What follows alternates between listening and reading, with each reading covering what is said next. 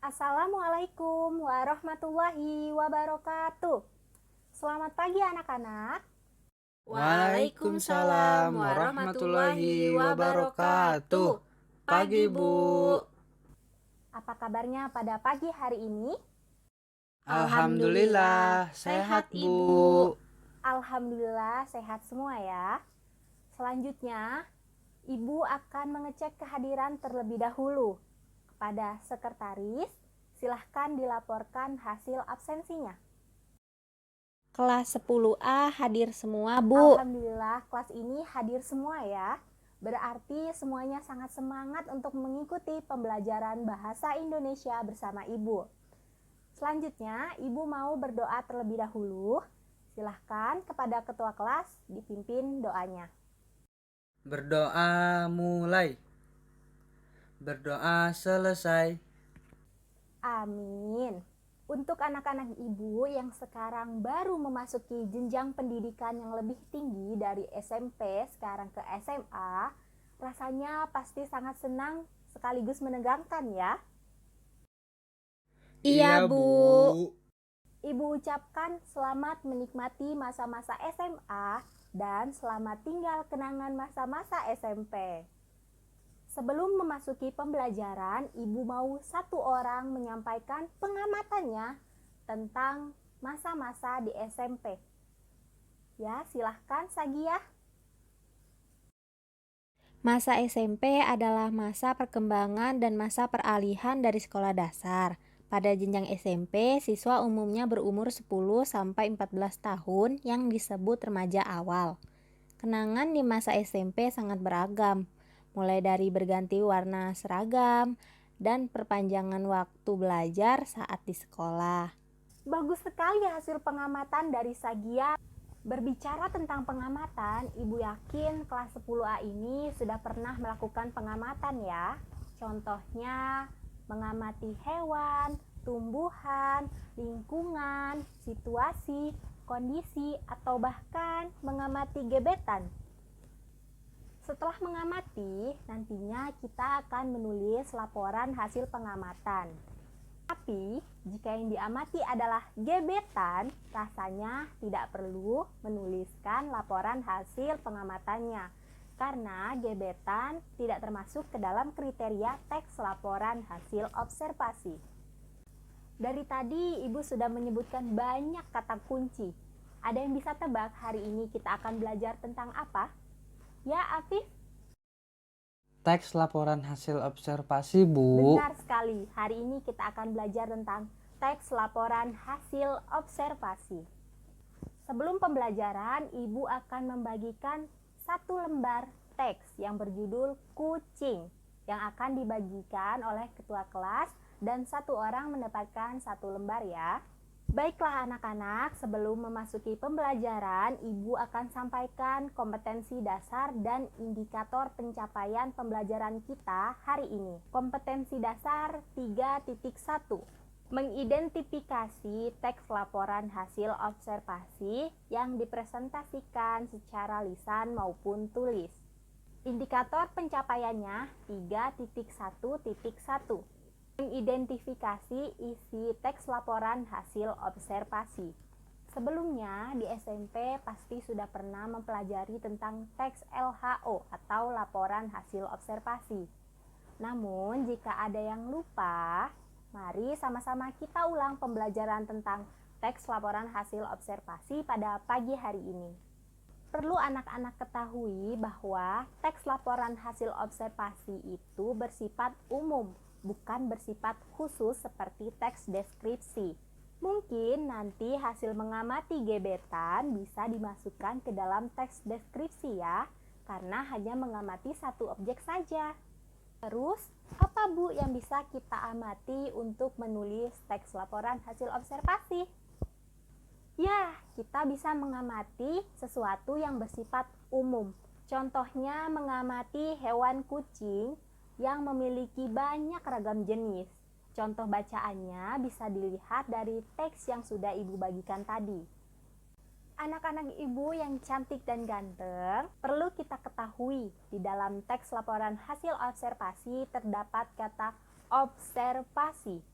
Artinya, teks yang berisi bagaimana caranya menulis laporan dengan baik dan benar. Tentunya setelah kita melakukan pengamatan. Nantinya, teks laporan hasil observasi ditulis secara objektif dan netral dengan 3 struktur. Yang pertama, pernyataan umum atau klasifikasi. Yang kedua, deskripsi bagian, dan yang ketiga, deskripsi manfaat. Contohnya, anak-anak ibu bisa lihat di contoh teks berjudul kucing. Di paragraf pertama, berisi pernyataan atau klasifikasi tentang hewan kucing. Kucing itu hewan yang seperti apa? Kemudian di bawahnya ada deskripsi bagian. Di sana membahas bermacam-macam jenis kucing. Dan yang terakhir, ada deskripsi manfaat. Di sana membahas apa manfaat kucing, contohnya sebagai teman atau pengusir hama tikus. Anak-anak, tujuan adanya teks laporan hasil observasi ini agar kita semakin terampil dalam menuliskan hasil pengamatan kita dan melaporkan hasil pengamatan secara objektif dan sistematis untuk memecahkan suatu masalah atau menguji sebuah teori. Berikut Ibu akan sampaikan ciri-ciri teks laporan hasil observasi. Yang pertama, bersifat objektif, global, dan universal. Contohnya tadi, tidak boleh membahas gebetan karena gebetan itu hanya satu dan khusus. Yang kedua, yang dibahas adalah objek tunggal. Ibu, tadi katanya harus bersifat umum. Kenapa sekarang tunggal? Ya, tunggal di sini maksudnya objek yang kita bahas tidak boleh bercampur. Contohnya, kita membahas mainan boneka. Maka isi teks laporan hasil observasinya hanya membahas tentang mainan boneka. Tidak boleh ada mainan robot-robotan atau mainan mobil-mobilan. Yang ketiga, ditulis secara lengkap dan sempurna agar nantinya pembaca tidak bingung jika kehilangan satu struktur dalam teks laporan hasil observasi. Yang keempat, dituliskan berdasarkan fakta dan hasil pengamatan yang sebenar-benarnya. Jadi, ketika kita menulis teks laporan hasil observasi, itu tidak boleh ada pendapat dari kita. Tidak boleh ada opini yang kita sampaikan di dalamnya. Yang kelima, isi teks laporan hasil observasi bisa dipertanggungjawabkan kebenarannya. Kenapa? Karena nantinya teks laporan hasil observasi itu bisa dijadikan patokan seseorang dalam menganalisis sesuatu. Dan yang terakhir atau yang keenam, strukturnya harus berkesinambungan.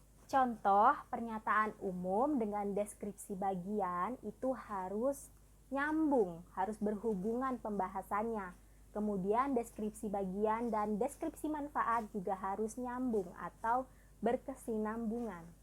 Jadi, itu adalah 6 ciri teks laporan hasil observasi yang perlu kita perhatikan dalam mengamati sebuah teks laporan hasil observasi.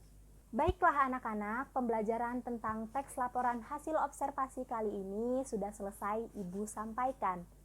Sebelum Ibu tutup, ada yang mau bertanya?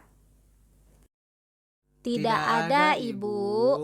Baiklah, jika tidak ada yang bertanya, Ibu anggap semua siswa 10A sudah mengerti tentang pengertian, tujuan, ciri, dan struktur teks laporan hasil observasi. Terakhir, ada yang bisa menyimpulkan pembelajaran kita pada pagi hari ini?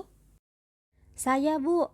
Teks LHO dibuat dengan tujuan agar kita semakin terampil dalam menuliskan hasil pengamatan kita dan melaporkan hasil pengamatan secara objektif dan sistematis untuk memecahkan permasalahan atau menguji suatu teori. Saya, Bu.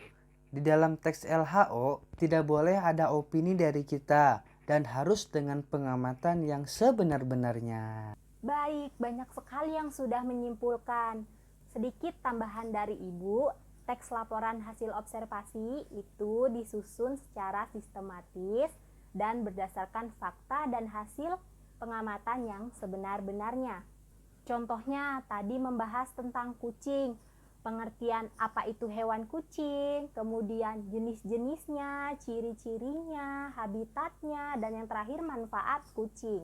Baiklah anak-anak ibu, hari ini kita sudah belajar tentang pengertian, tujuan, ciri-ciri, dan struktur teks laporan hasil observasi. Untuk tugasnya, silahkan dibaca materi tentang kaidah kebahasaan teks laporan hasil observasi yang akan kita bahas pada pertemuan selanjutnya. Jangan lupa tugasnya, tetap semangat dan sehat. Baik, Bu. Terima kasih, Bu. Cukup sekian dari Ibu akhiri. Wassalamualaikum warahmatullahi wabarakatuh.